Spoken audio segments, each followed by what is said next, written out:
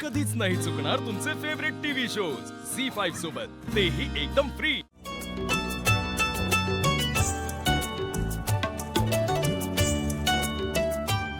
सावली, गोड दिसतेस हा। सारंग सर, तुम्ही अजून तयार नाही झालात? मी तुमच्यासाठी नवीन कुर्ता काढून ठेवलाय, तो घालून द्या आणि मी त्याचे बटणं आणून देते तुम्हाला। कुर्त्यावरनच सांगायचं झालं तर सखदेव दादा पण छान दिसतोय या कुर्त्यात आज। अरे सारंग दादा, काल कोट मध्ये सगळे दादा भारी दिसत होता, पण तो कोट मध्ये ना अडकून बसला होता। तुला माहिती अमृता वहिनी, काल आम्ही खोटे खोटे पैशांचे व्यवहार करायला बसलो होतो ना, त्यावेळेला जसं जसं मी अमाऊंट वाढवत चाललो होतो, दादाच्या कपाळावरचा घाम पण वाढत चालला होता। बर एसी चालू असताना घाम येत होता, पण ते मला वाईट वाटला। ते जयंती वहिनी मला बोलका पावला बोलली हो।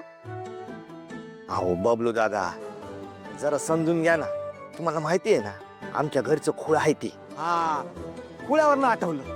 अमृता वहिनी, सावली वहिनी, तुम्हाला माहितीये काल काय झालंय? सगळ्याच्या गालावरती वहिनीने मुका घेतला। हो बबलू दादा, दादा,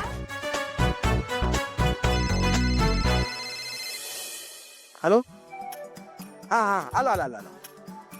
सारे होता ते मिठाईवाला आलाय, हा येतो, आलो।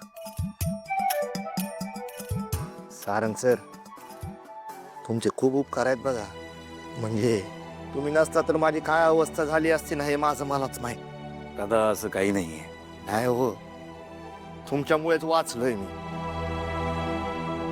नाहीतर माझ्या बायकोने तर अख्खा मला गिळूनच टाकला असता। खरं तर बायको नवऱ्याला साथ देणारी हवी, पण माझी बायको नशीब, आई बाबांना माझं सत्य कळलं नाही। त्यांना जर माझं सत्य कळलं असतं तर त्यांच्या पायाखालची जमीनच हल्ली असती। मुलगा बनून तर आजपर्यंत काही करू शकलो नाही, आणि यापुढे तर त्यांच्या नजरेतूनच उतरलो असतो। काय भोग हे माझ्या जन्मी, माझ्या नशिबी तुक ह्याची अवली।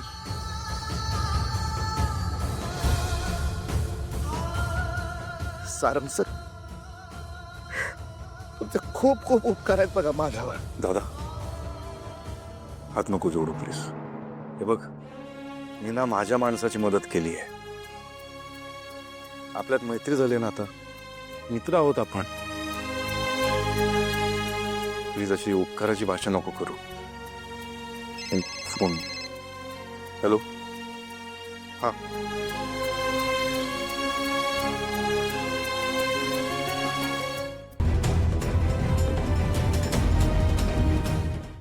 झी5 ॲप डाउनलोड करा आणि पहा सर्व एपिसोड्स एकदम फ्री।